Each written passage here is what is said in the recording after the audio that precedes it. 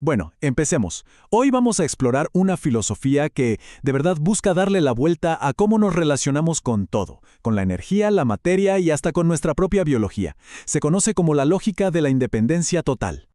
Y para empezar, vamos a lanzar una idea que va directo al corazón de nuestra sociedad de consumo. A ver, ¿qué tal si todo eso que llamamos basura, todo lo que tiramos, no fuera un problema? ¿Qué tal si, en realidad, fuera la materia prima para nuestra propia autonomía?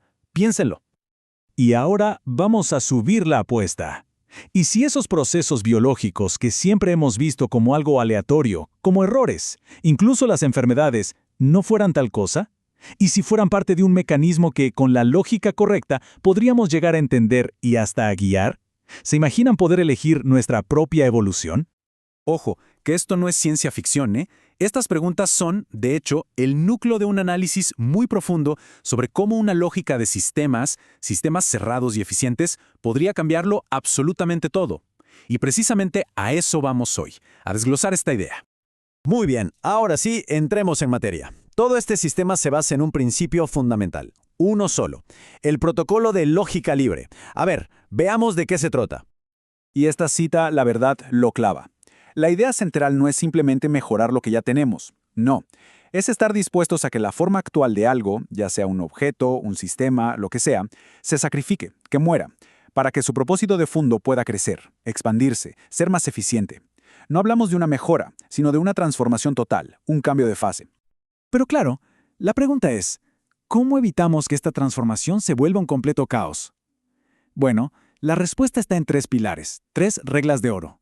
Primero, la memoria de origen, o sea, nunca ir en contra de las leyes de la física.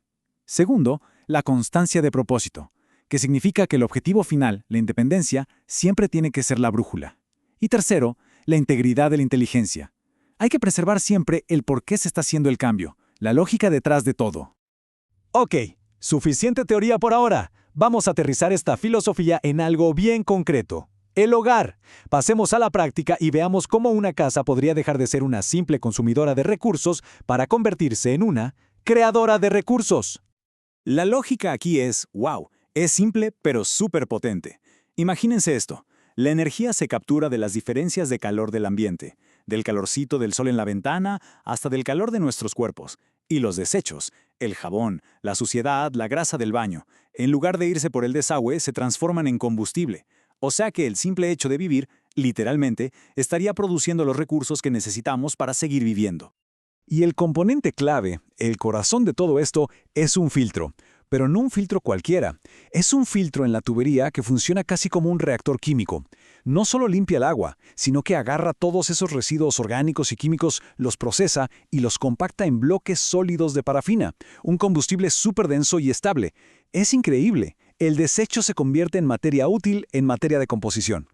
Bien, ahora que tenemos nuestro propio combustible hecho en casa, llevemos esta idea de independencia al siguiente nivel, al movimiento. Vamos a ver cómo sería un vehículo que no solo usa ese combustible de desechos, sino que, y aquí viene lo bueno, en el proceso crea materia nueva. Miren esta tabla, que lo deja todo clarísimo. Por un lado, el auto de toda la vida. Necesita gasolina de afuera, fósil, funciona por explosión, con pistones, y el resultado es contaminación, o sea, entropía, desorden. Por otro lado, este nuevo sistema. El origen del combustible es interno, autónomo, el mecanismo es un flujo térmico ionizado, nada de explosiones, y el resultado final es lo contrario, materia de composición, es decir, sintropía, la creación de orden. Entonces aquí viene la parte más alucinante. Si no genera contaminación, entonces, ¿qué genera? Pues resulta que el motor está diseñado para una ionización tan, pero tan extrema que las moléculas no se queman como en un motor normal. No, se disocian, se rompen en sus partes más básicas. Y aquí está la respuesta. Sintropía. En lugar de soltar gases como el dióxido de carbono, el motor rompe esas moléculas y captura el carbono, pero en forma de pellets, bolitas sólidas y puras.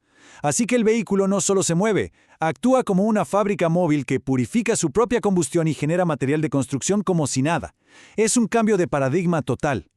Muy bien, ahora prepárense porque vamos a dar un salto conceptual bastante grande.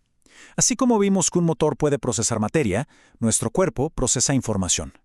Y lo que vamos a hacer ahora es aplicar esa misma lógica de flujo y de respuesta al entorno, pero a la biología.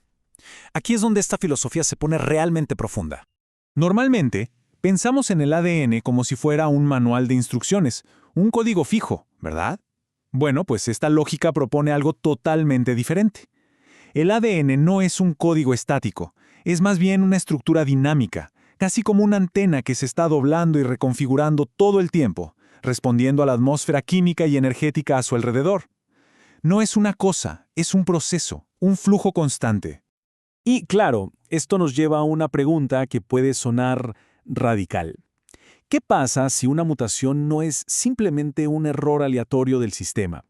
¿Qué tal si es en realidad la respuesta de un sistema biológico que está buscando desesperadamente una nueva solución, una nueva configuración, porque la que tiene ya no le sirve? Y esta idea redefine por completo una de las patologías más complejas que conocemos. Según esta lógica, cuando un sistema biológico se estanca por falta de información genética nueva, pensemos en la endogamia, la falta de diversidad, entra en lo que se podría llamar una anemia de datos. Y el cáncer sería el intento, desesperado y caótico, de ese sistema por generar nuevas variables por su cuenta para tratar de romper ese estancamiento. Entonces, si empezamos a ver estos supuestos errores biológicos como búsquedas de información, el siguiente paso lógico es aplicar esta idea a toda la especie. Se trataría de pasar de una evolución que depende del azar a una que podríamos diseñar y dirigir de forma consciente. Y el modelo que se propone para esto sería algo así. Imaginen una infraestructura global que recoge datos biológicos de la población. Cuando aparece una divergencia, incluso una enfermedad, no se ve como un fallo. Se analiza para entender qué ventaja estaba buscando, por ejemplo, una replicación celular más rápida. Luego, se aísla ese parámetro positivo, se le quita su parte destructiva y finalmente se reintegra esa información como una mejora para todo el sistema colectivo. El punto clave, el gran cambio, es este. Dejaríamos de ser víctimas de la probabilidad biológica para convertirnos en los arquitectos de nuestra propia geometría evolutiva. Cada fallo biológico individual se transforma, entonces, en una oportunidad de mejora para toda la especie. Y esta última cita realmente lo une todo.